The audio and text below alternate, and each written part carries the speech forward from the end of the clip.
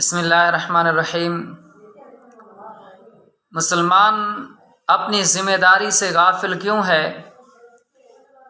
ہمارے اوپر جس طرح نماز فرض ہے، زکوٰۃ، حج، اللہ کے احکام پورے کرنے ہمارے اوپر لازمی ہیں،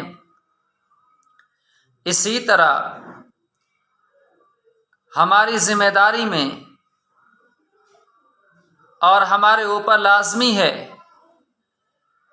کہ ہم لوگوں کو نیکی کی طرف بلائیں اور برائی سے روکیں،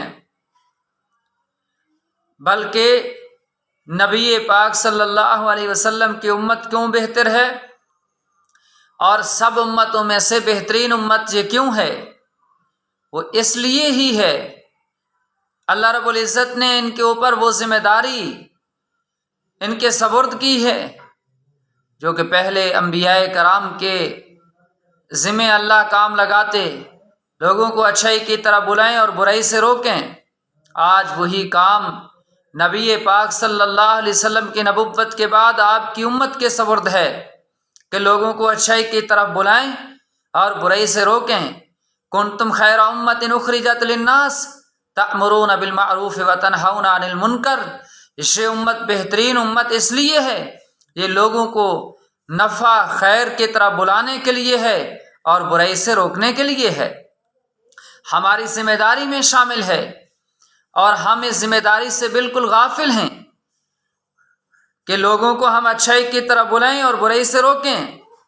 حدیث پاک میں آپ صلی اللہ علیہ وسلم نے فرمایا کہ جب آپ کوئی برائی دیکھیں اس کو سب سے پہلے اپنے بازو کی قوت سے روکیں، اگر آپ یہ ہمت نہیں رکھ سکتے پھر اپنی زبان سے اس کو روکیں، اگر زبان سے نہیں کہہ سکتے تو پھر آپ کم از کم اس کو دل کے اندر برا تو جانیں، یہ ایمان کا آخری درجہ ہے۔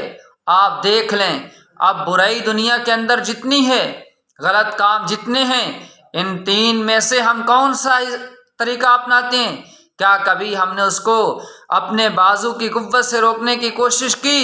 خواہ بے شک یہ صاحب اقتدار یہ ریاست کی ذمہ داری میں شامل ہے، لیکن جہاں تک ہو سکے، جہاں ممکن ہو تو ہم بھی کوشش کریں، یا پھر زبان سے ہم کس حد تک روکتے ہیں یا ہم دل میں کس حد تک برائی کو برا جانتے ہیں، یہ ہماری ذمہ داری میں شامل ہے۔ یاد رکھیں وہ قومیں کبھی اللہ کے عذاب سے نہیں بچ سکتی جو کبھی برائی سے نہ روکیں اور پھر اچھائی کی طرف نہ بلائیں۔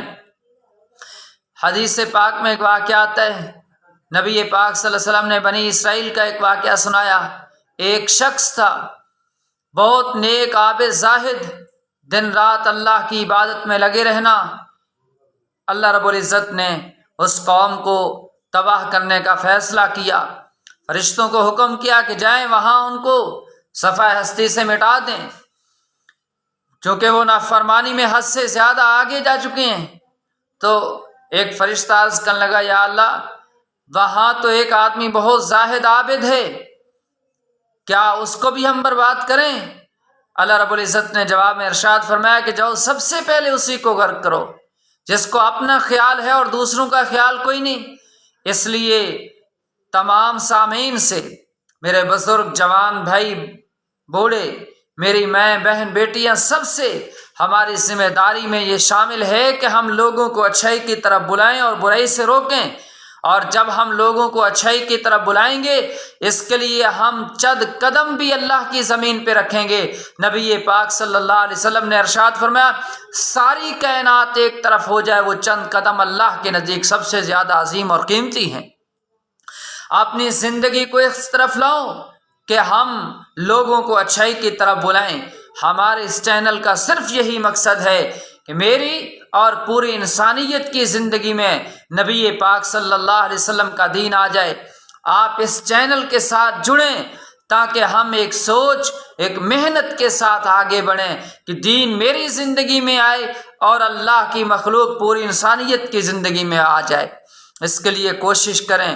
وہ عظیم لوگ ہیں جن کو اللہ نیکی کی توفیق دیتا ہے، بہت خوش نصیب لوگ وہ ہیں جو خود بھی نیکی کرتے ہیں اور لوگوں کو بھی نیکی کی ترغیب دیتے ہیں، بڑے عظیم لوگ ہیں اللہ کی مخلوق میں سے۔